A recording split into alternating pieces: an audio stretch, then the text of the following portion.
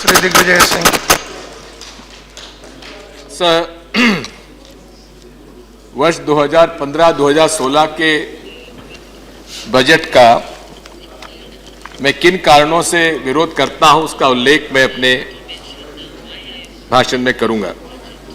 मैं इस बात के लिए बधाई देता हूं माननीय वित्त मंत्री जी को कि उन्होंने अपनी विचारधारा को पूरा इस बजट में समावेश किया है और उसमें साफ बात जाहिर होती है कि मूल रूप से भारतीय जनता पार्टी की विचारधारा ग्राम, मजदूर और किसान विरोधी रही है। माननीय, आपसे अनुरोध ये करना चाहता हूं कि पूरे तरीके से ये बजट प्राइवेटाइजेशन, कॉर्पोरेटाइजेशन और मार्केट फंडामेंटलिज्म से प्रेरित होता है। जब पूरा विश्व एक मिक्स्ड इकोनॉमी की तरफ जा रहा है, तब भारत की सरकार उस मिक्स्ड इकोनॉमी से हटकर हम प्राइवेटाइजेशन की तरफ जा रहे हैं।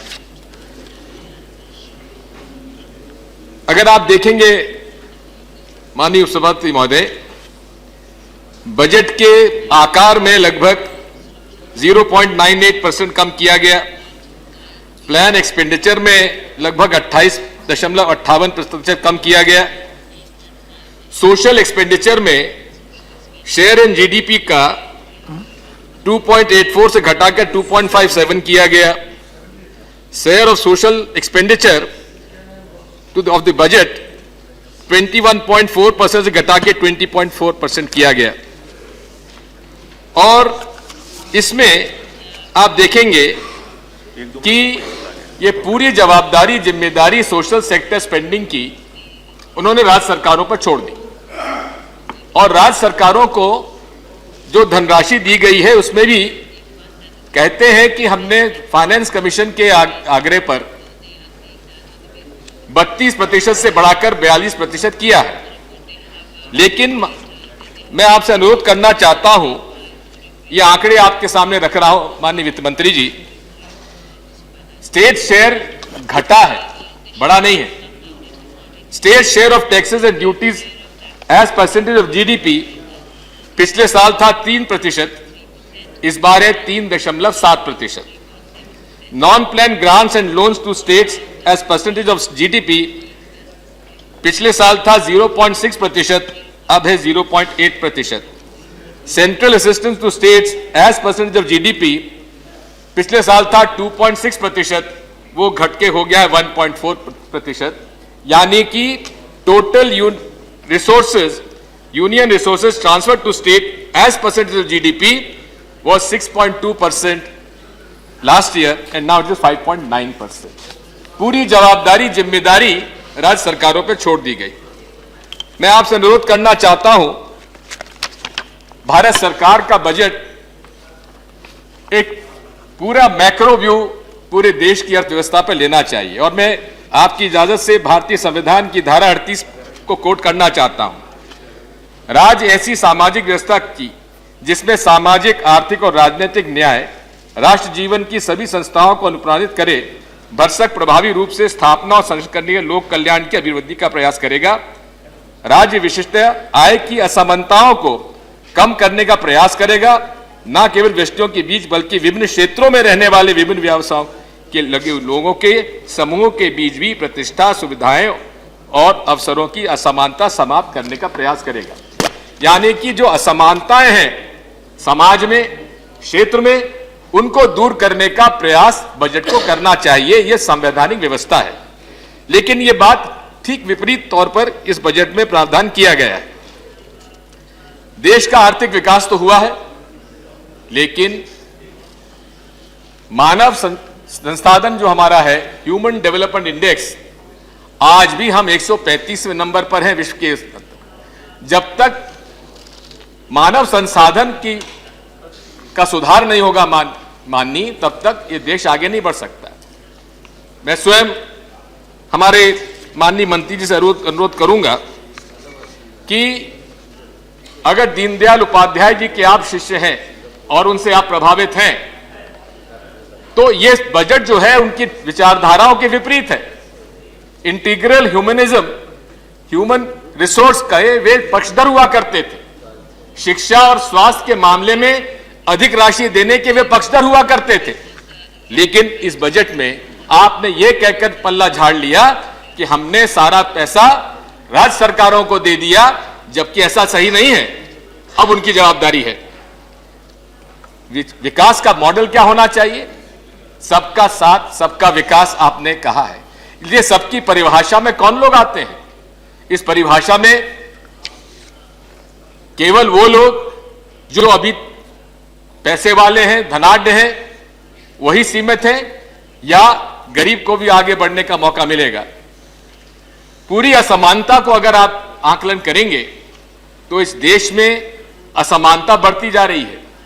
गरीब और अमीर की खाई बढ़ती जा रही है। जीनी कोएफिशिएंट अगर आप देखेंगे तो कुछ हमारे गरीब जो हैं वो गरीब होते जा रहे हैं, अमीर और अमीर होते जा रहे हैं। आप गुजरात के ही जीनी कोएफिशिएंट ले लीजिए, उसके अंदर जो जीनी कोएफिशिएंट उनका सन 70 में था, उससे अब कहीं ज्यादा खाई आगे हो गई है। गरीब गरीब और हो गया है और अमीर अमीर और हो गया है। दूसरी तरफ यूपीए सरकार ने बैकवर्ड एरिया ग्रांट फंड चालू किया था, बैकवर्ड रीजन का, और उसके अंदर जो पिछड़े क्षेत्र थे आपके, जैसा कि आपने बजट भाषण में कहा भी है कि उत्तरी भारत के कुछ हमारे प्रदेश हैं जो कि गरीब होते जा रहे हैं और अमीर और गरीब की खाई प्रदेशों के बीच में बढ़ती जा रही है। उसके लिए एक योजना चालू की गई थी, लेकिन इस बजट में आपने उसे समाप्त कर दिया। मैं आपसे अनुरोध करना चाहता हूं कि शिक्षा के क्षेत्र में अगर आप देखेंगे तो बजट कम हुआ है। राष्ट्रीय माध्यमिक शिक्षा अभियान RMSA में 57% कम हुआ है। राष्ट्रीय उच्च शिक्षा अभियान रूसा में 47% कम हुआ है। इसका मतलब यह है कि आपके शिक्षा के क्षेत्र में आपका जो इन्वेस्टमेंट है, आपका जो एलोकेशन है वो कम हुआ है। और माननीय वित्त मंत्री जी फिर वो वही दोहराएंगे कि हमने आप तो state share in central taxes बढ़ा दिया है, इसलिए हमारी जवाबदारी खत्म हो गई। स्वास्थ्य के मामले में माननीय सभापति जी, हमें इस बात का दुख है कि आज भी हमारी स्वास्थ्य सेवाओं में उस प्रकार की हम लोग व्यवस्था नहीं दे पा रहे हैं जो कि आवश्यक है। ह्यूमन डेवलपमेंट इंडेक्स में हम लोग काफी पीछे हैं। आज भी माल नरिशमेंट, कुपोषण की हम लोग शिकार हैं, और कुपोषण को समाप्त करने के लिए जिस प्रकार की व्यवस्था की गई थी ICDS के अंदर, विमेन चाइल्ड डेवलपमेंट के अंदर स्पेशल टारगेटेड ग्रुप्स को अधिक राशि देने का प्रयास किया गया था, लेकिन इस बजट में आधा उसको कर दिया गया। यानी कि विमेन एंड चाइल्ड डेवलपमेंट के अंदर भी राशि कम कर दी गई है। फोकस जो एक स्पेशल अटेंशन दिया जाना चाहिए था, एक विशेष तौर पर ध्यान देना चाहिए था महिलाओं के लिए और बच्चों के ऊपर, उसमें भी कमी की गई है। आप देखेंगे कि जो मिलेनियम डेवलपमेंट गोल्स के हमारे टारगेट्स थे, उसमें यह प्रतिवेदन था कि हमें कम से कम 4 से 5% स्वास्थ्य क्षेत्र में, हेल्थ सेक्टर में हमें अलॉटमेंट GDP का देना चाहिए था, लेकिन हम उसमें पिछले साल जो दिया था उससे भी हम लोग कम कर गए। इसी के साथ साथ अगर आप पूरे भाषण में देखेंगे तो कहीं भी एक जगह भी माननीय वित्त मंत्री जी आपने ह्यूमन डेवलपमेंट इंडेक्स के ऊपर कहीं चिंता व्यक्त नहीं की है, जबकि आज सबसे बड़ी समस्या इस देश में हमारी गरीबी है, सबसे ज्यादा समस्या पिछड़ापन है, कुपोषण है। लेकिन आपके पूरे बजट भाषण को मैंने देखा है, आपने स्वास्थ्य के मामले में यही कहा है कि हमने स्वच्छ भारत अभियान के अंतर्गत इसका हम ध्यान देंगे, और सिगरेट और तंबाकू, गुटखा आदि पर हमने टैक्स बढ़ा दिया है, उससे स्वास्थ्य ठीक हो जाएगा। क्या यही आपकी स्ट्रेटेजी है? यही आपकी हेल्थ पॉलिसी है? माननीय सभापति जी, मैं आपसे अनुरोध करना चाहता हूं कि यह सरकार पूरी तरीके से पंडित दीनदयाल उपाध्याय के जो मूल मंत्र था उसको छोड़कर पूरे कॉर्पोरेट सेक्टर की तरफ चली जा रही है। स्किल डेवलपमेंट का जहां तक सवाल है, यूपीए सरकार ने स्किल डेवलपमेंट के बारे में काफी प्रयास किया। स्किल डेवलपमेंट सेंटर्स खोले, उसका फॉर्मुलेशन भी किया, आपने स्किल मिशन बनाया है। यही तरीका है जिसकी वजह से हम इस देश की जो पिछड़ापन है और जो गरीबी है और जो अनएम्प्लॉयमेंट है उसको दूर कर सकते हैं। मैं आपसे अनुरोध करना चाहता हूं कि आपने मुद्रा के माध्यम से अगर इसके इन लोगों को हैंड होल्डिंग एक्सरसाइज और वेंचर कैपिटल के लिए अगर प्रयास किया तो इससे निश्चित तौर पर फर्क पड़ेगा। लेकिन इसके लिए आवश्यकता यह है कि स्किल डेवलपमेंट के लिए जो सर्टिफिकेशन है वो क्रेडिबल सर्टिफिकेशन की एजेंसीज आपको तैयार करनी पड़ेंगी, तो ही आप लोगों को रोजगार दिला पाएंगे। मैं ये भी अनुरोध करना चाहता हूं आपसे कि अधिकांश गरीबों का अगर आप मैपिंग करेंगे तो अधिकांश अनुसूचित जाति जनजाति के लोग उसके अंदर शामिल हैं। लेकिन अनुसूचित जाति और जनजाति के लोगों को ये संविधान में प्रोविजन है कि उनकी जनसंख्या के आधार पर उनका बजट प्रोविजन किया जाना आवश्यक है। लेकिन उसमें भी आपने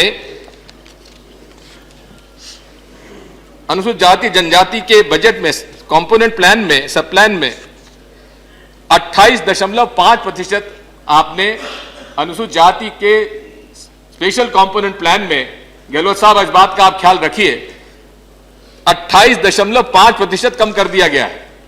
आप सोशल जस्टिस के प्रभारी भी हैं और इस बारे में यह संवैधानिक प्रावधान है, इसमें आप कम नहीं कर सकते वित्त मंत्री जी, लेकिन आपने उसमें कम किया है। ट्राइबल सब प्लान में विनोद सहाय साहब बैठे हुए हैं, उनसे कहना चाहता हूं, ट्राइबल सब प्लान के अंदर यह भी संवैधानिक प्रावधान है, उसमें भी आपने लगभग 25% आपने ट्राइबल सब प्लान में कमी की है। इसका मतलब यह है कि आपने गरीबों का हक मारा है, मजदूरों का हक मारा है, अनुसूचित जाति जनजाति का हक मारा है, महिलाओं का और कुपोषित बच्चों का हक मारा है। मैं आपसे अनुरोध करना चाहता हूं कि जहां तक कृषि क्षेत्र का सवाल है, कृषि क्षेत्र में पिछले वर्षों में आप देखेंगे हम लोगों ने गांव और किसान को विशेष तौर पर ध्यान दिया है। मिनिमम सपोर्ट प्राइस में अप्रत्याशित रूप से बढ़ोतरी की है। नरेगा के 40,000 करोड़ से ज्यादा हम लोगों ने मजदूरों को काम सौंपा है और उसकी वजह से ग्रामीण व्यवस्था में परिवर्तन हुआ है और लोगों के हाथ में, गांव के लोगों के हाथ में परचेजिंग पावर आया है। मुझे ये बात मैं कहना चाहूंगा कि इस देश में आज भी 60% से ज्यादा लोग गांव में रहते हैं और खेती पर आधारित हैं।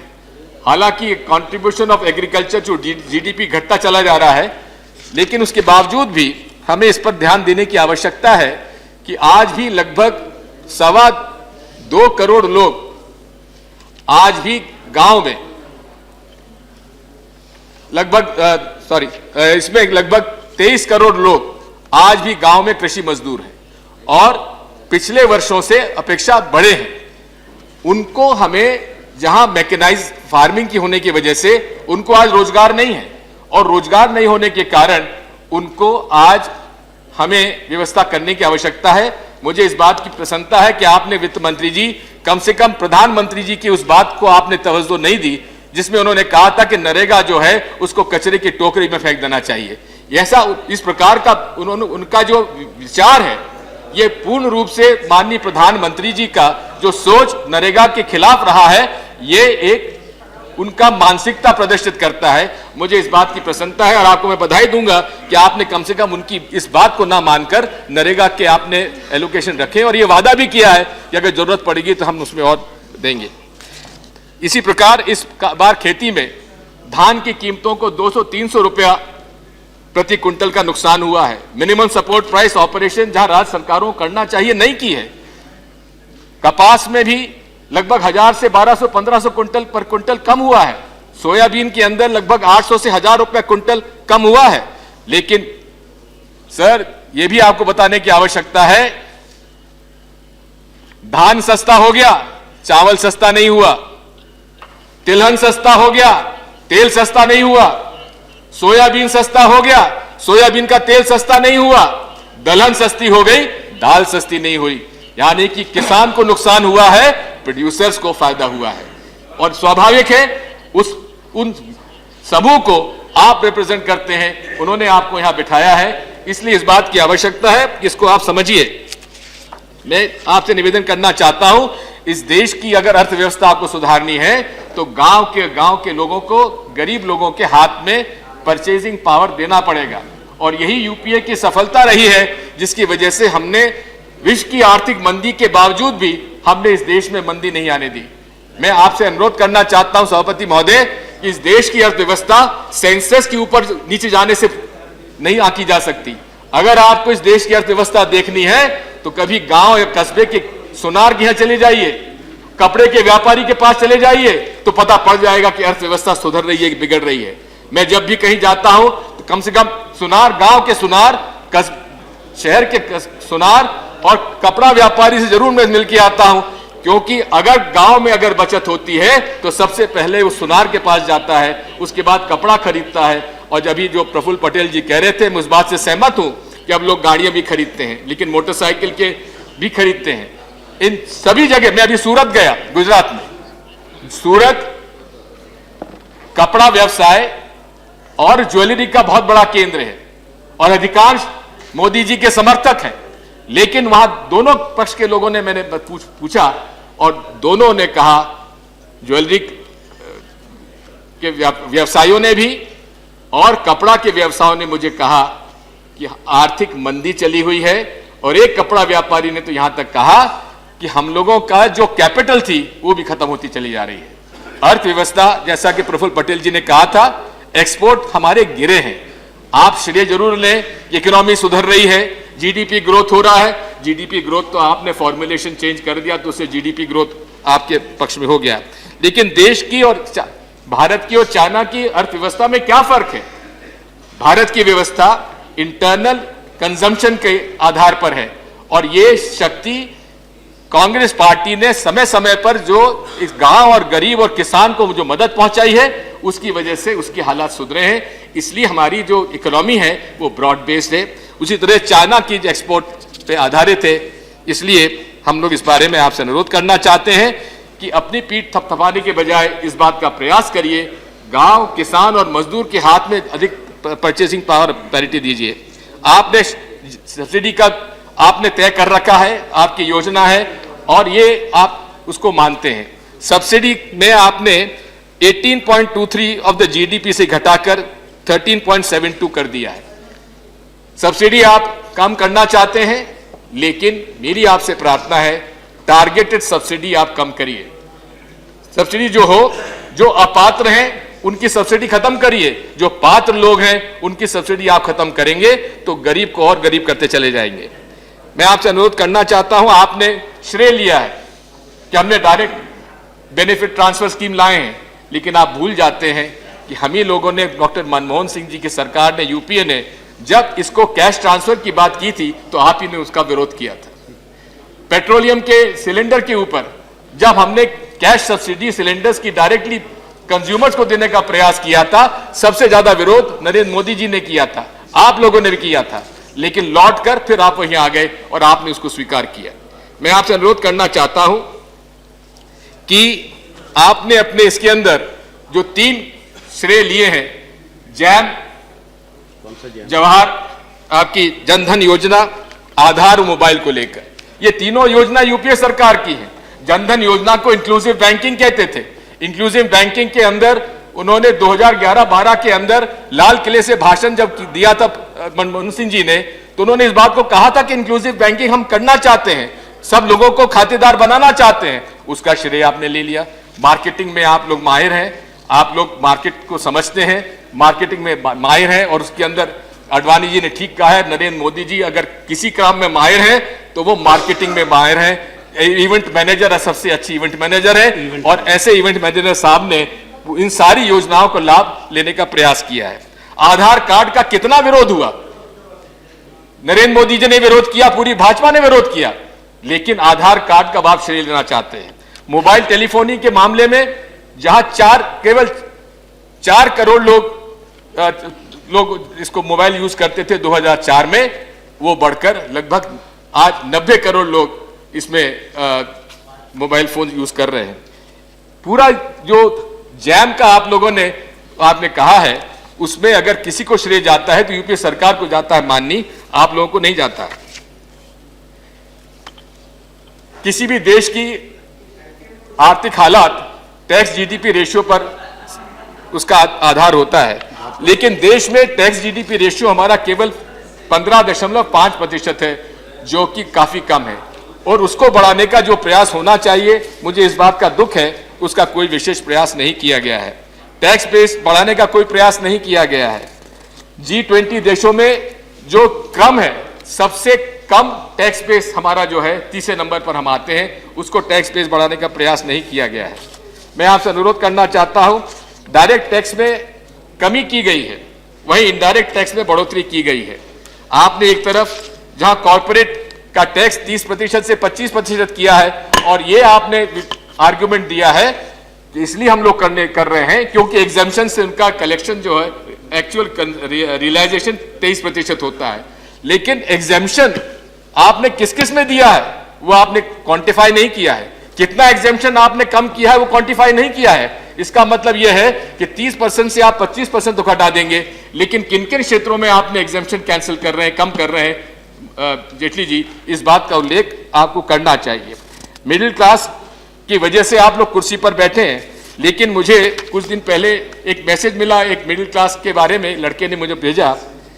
उन्होंने कहा कि हमारी सर्विस टैक्स तो बढ़ा दिया गया, और सर्विस टैक्स बढ़ाने से एयर टिकट महंगा, एटीएम से पैसा निकालना महंगा, इंटरनेट महंगा, टेंट पंडाल लगाना उसको भी महंगा, फोन मोबाइल महंगा, कोरियर महंगा, टैक्सी से सफर करना महंगा, रेल टिकट महंगा, होटल्स में रुकना खाना महंगा, दवाइयां महंगी, मकान लेना महंगा, स्कूल कॉलेज की फीस महंगी, जिम जाना महंगा। सस्ता क्या हुआ?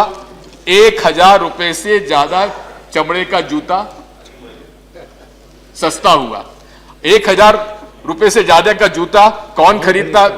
माननीय, हम लोग खरीदते हैं, गरीब तो नहीं खरीद पाएंगे। मैं आपसे इतना अनुरोध करना चाहता हूं कि इसमें जो आपने संदेश दिया है, अमीर और गरीब की खाई बढ़ती चली जाएगी। आपने जो हाउसिंग का भी कहा है, हाउसिंग के भी स्मार्ट सिटी का, बार बार स्मार्ट सिटी की बात करते हैं, लेकिन स्मार्ट सिटी क्या है? क्या स्मार्ट सिटी के अंदर गरीब गुरबा और झुग्गी झोपड़ी वालों के लिए कुछ योजना है भी कि नहीं है? स्मार्ट सिटी, आप ठीक है स्मार्ट सिटी बनाइए, बड़े बड़े आलीशान मॉल बनाइए, बड़े बड़े लोगों के लिए बढ़िया बढ़िया पार्क बनाइए, लेकिन उन झुग्गी झोपड़ी वालों के लिए आप लोगों ने क्या किया? हमने राजीव गांधी आवास योजना चालू किया है, और उसके बारे में योजना है, जो झुग्गी झोपड़ी में रहते हैं उनको इन सीटू डेवलपमेंट के लिए प्रयास करना चाहिए। माननीय, आंध्र प्रदेश के बारे में रमेश जी ने काफी बात कही है। आंध्र प्रदेश के लिए कुछ वादे किए गए थे, उन वादों को पूरा करना हमारा फर्ज बनता है। मैं आपसे अनुरोध करूंगा वित्त मंत्री जी, जो माननीय प्रधानमंत्री जी ने इस सदन में वादे किए थे आंध्र प्रदेश को, जो भी स्पेशल स्टेटस देने वाली बात थी, और जितने भी उनके योजनाएं थी, उनको पूरा करने के लिए आपको वादे पूरे करना चाहिए। मेरे आपसे ये भी अनुरोध है कि हमेशा आपके कथनी करने में अंतर रहा है। जब मुझे याद है, जब मैं मुख्यमंत्री था, I take 2 minutes man sir, only 2 minutes more. मुझे याद है वैट लगाने की बात आई थी। मैं पहला मुख्यमंत्री था, जब अटल जी प्रधानमंत्री थे, मैंने कहा था सबसे पहले वैट मैं लगाऊंगा, और मध्य प्रदेश में पहली बार वैट लगाता, अन्य प्रांतों में नहीं लग पाया था। लेकिन एनडीए सरकार जब बदल गई, तो वही भारतीय जनता पार्टी जो कि वैट लगाना चाहती थी देश में, उनके राज्यों ने वैट का विरोध किया। इसी प्रकार लैंड एक्विजिशन एक्ट में समर्थन दिया भारतीय जनता पार्टी ने। सुषमा जी ने, राजनाथ सिंह जी ने कहा तो हमारा कार्यक्रम है, ये हमारा बिल है, हम समर्थन करते हैं, अब उसे आप बदलना चाहते हैं। गुड्स एंड सर्विस टैक्स हम लोग जब लगाना चाहते थे, आप लोग उसका विरोध करते थे। हम चाहते हैं कि जल्दी जल्दी आप लगाएं, आपने समझौते करवाए हैं, लेकिन गुड्स एंड सर्विस टैक्स हम इसके पक्षधर हैं, आप इसको लागू करना चाहिए। काला धन लाने के लिए आपने बिल लाए, हम उसके पक्ष में हैं, लेकिन साथ में आपसे अनुरोध है, कोई भी कानून लाते हैं तो उसको स्टैंडिंग कमेटी और सेलेक्ट कमेटी को भेजना आवश्यक है, क्योंकि उसके वाइड रेंजिंग इफेक्ट होते हैं, और वाइड रेंजिंग इफेक्ट होने के नाते इस मामले में किसी भी अधिकारी को, किसी भी संस्था को इतने अधिकार नहीं मिल जाना चाहिए कि वो उसका दुरुपयोग करने लगे।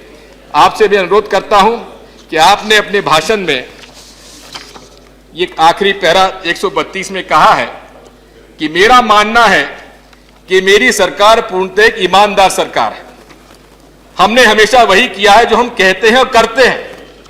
सभापति महोदय, कहा तो आपने ये भी था जनता को कि हम 40 लाख करोड़ धन वाला धन वापस ले आएंगे और हर परिवार को 15 लाख रुपए जमा कराएंगे, लेकिन आपने नहीं किया 100 दिन में।